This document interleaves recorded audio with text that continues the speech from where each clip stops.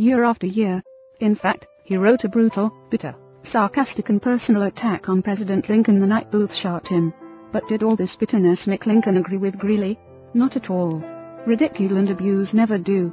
If you want some excellent suggestions about dealing with people and managing yourself and improving your personality, read Benjamin Franklin's autobiography, one of the most fascinating life stories ever written, one of the classics of American literature. Ben Franklin tells how he conquered the iniquitous habit of argument, and transformed himself into one of the most able, suave and diplomatic men in American history. One day, when Ben Franklin was a blundering youth, an old Quaker friend took him aside, and lashed him with a few stinging truths, something like this. "Ben, you are impossible. Your opinions have a slap in them for everyone who differs with you. They have become so offensive, that nobody cares for them. Your friends find they enjoy themselves better, when you are not around. You know so much that no man can tell you anything. Indeed, no man is going to try, for the effort would lead only to discomfort and hard work. So you are not likely ever to know any more than you do now, which is very little." One of the finest things I know about Ben Franklin is the way he accepted that smarting rebuke. He was big enough, and wise enough to realize that it was true, to sense that he was headed for failure and social disaster. So he made a right about face. He began immediately to change his insolent, opinionated ways. "I made it a rule," said Franklin, "to forbear all direct contradiction to the sentiment of others, and all positive assertion of my own. I even forbade myself the use of every word or expression in the language that imported a fixed opinion, such as certainly, undoubtedly, etc., and I adopted, instead of them, I conceive, I apprehend, or I imagine a thing to be so, or it so appears to me at present." When another asserted something that I thought an error, I denied myself the pleasure of contradicting him abruptly, and of showing immediately some absurdity in his proposition. And in answering I began by observing that in certain cases or circumstances his opinion would be right, but in the present case there appeared or seemed to me some difference, etc. Soon found the advantage of this change in my manner. The conversations I engaged in went on more pleasantly. The modest way in which I proposed my opinions procured the myriadier reception and less contradiction. I had less mortification when I was found to be in the wrong, and I more easily prevailed with others to give up their mistakes and join with me when I happened to be in the right.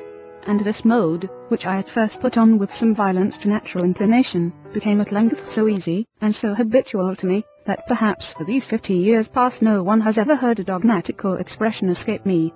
And to this habit, after my character of integrity, I think it principally owing that I had earned so much weight with my fellow citizens, when I proposed new institutions, or alterations in the old, and so much influence in public councils, when I became a member, for I was but a bad speaker, never eloquent, subject to much hesitation in my choice of words, hardly correct in language, and yet I generally carried my points.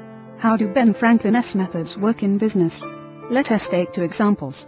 Catherine A. Auld of Kings Mountain, North Carolina, is an industrial engineering supervisor for a yarn processing plant.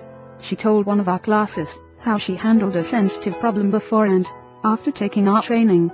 "Part of my responsibility," she reported, "deals with setting up and maintaining incentive systems and standards for our operators, so they can make more money by producing more yarn." The system we were using had worked fine when we had only 2 or 3 different types of yarn, but recently we had expanded our inventory and capabilities to enable us to run more than 12 different varieties.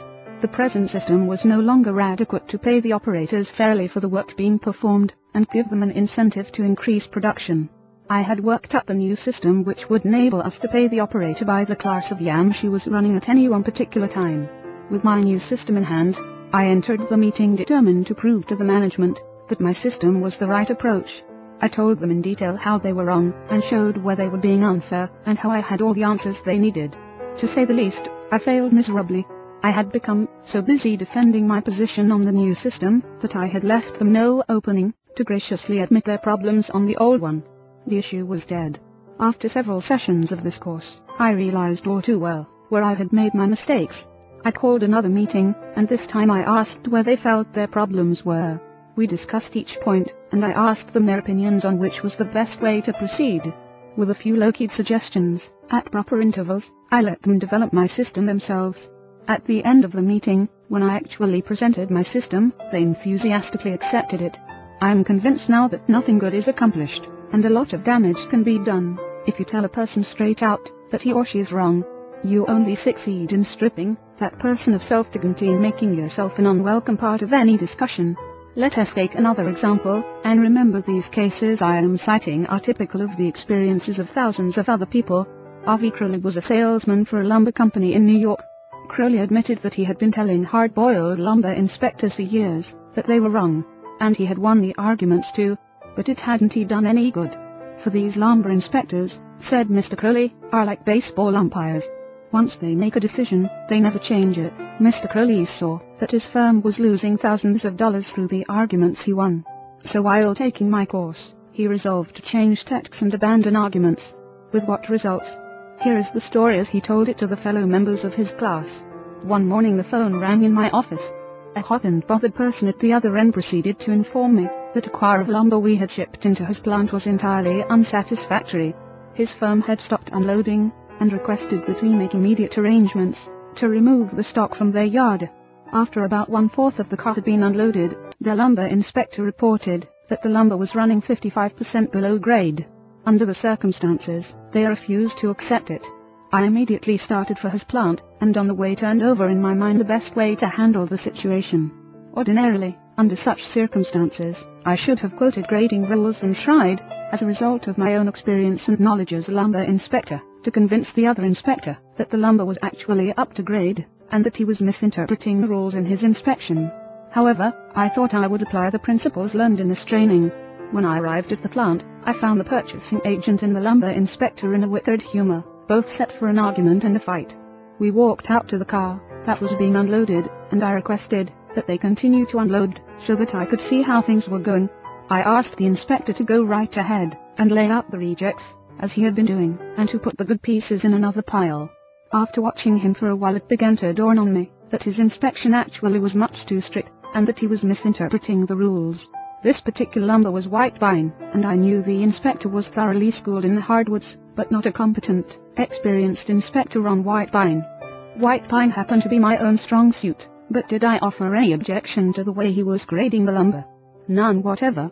I kept on watching, and gradually began to ask questions as to why certain pieces were not satisfactory. I didn't for one instant insinuate that the inspector was wrong. I emphasized that my only reason for asking was in order that we could give his firm exactly what they wanted in future shipments.